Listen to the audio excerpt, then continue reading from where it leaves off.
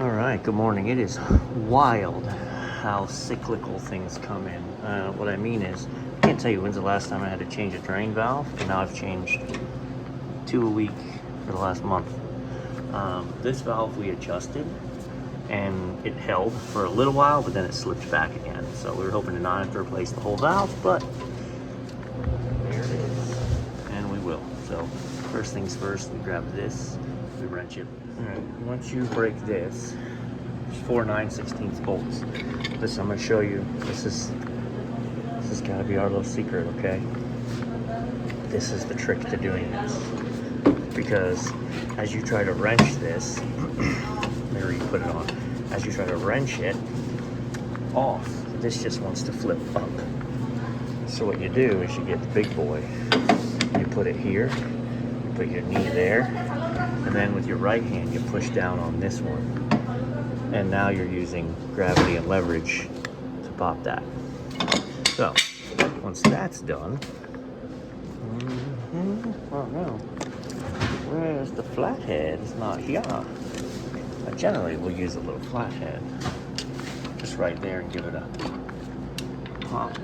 But you can put it in the 9/16 holes, pop it off that way.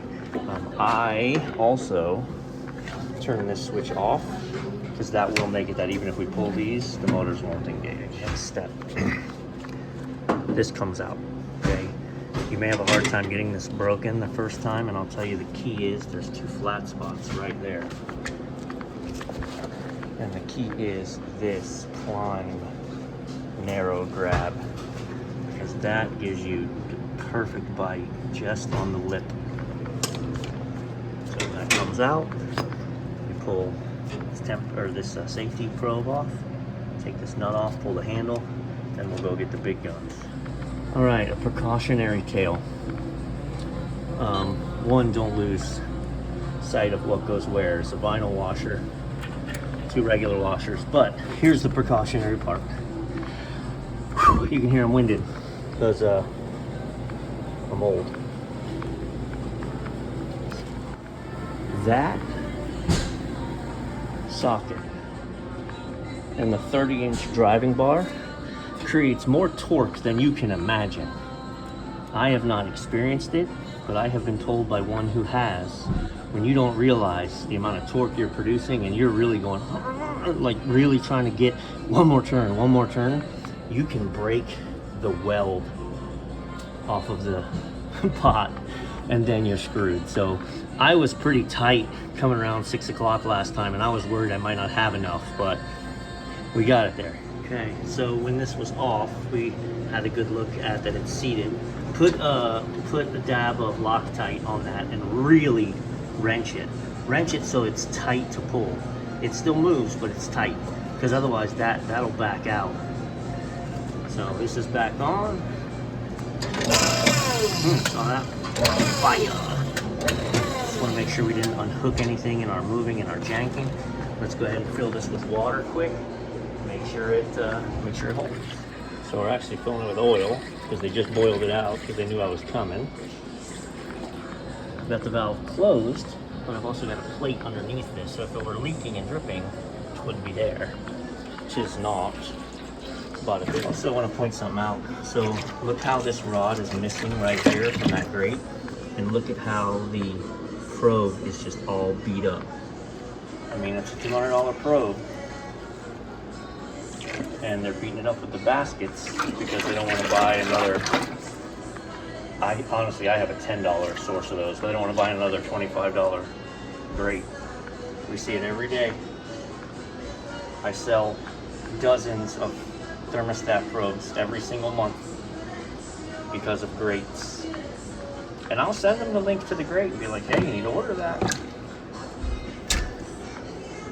That is a beautiful thing, my friend. Point out what it was. You can see as you look in the ball, it's still a little bit open, even though it's technically seated. Okay, same place. They said they have a different fryer that won't stay on. I got over here and the high limit clicked on me, which meant it overheated or we have a bad high limit, but it did reset. So what I'm gonna do is unplug the temperature probe. I could fill it with oil, turn it on and see what happens, but this is easier. Plug in the temperature probe, 115,000 ohms. Let's pull up the chart.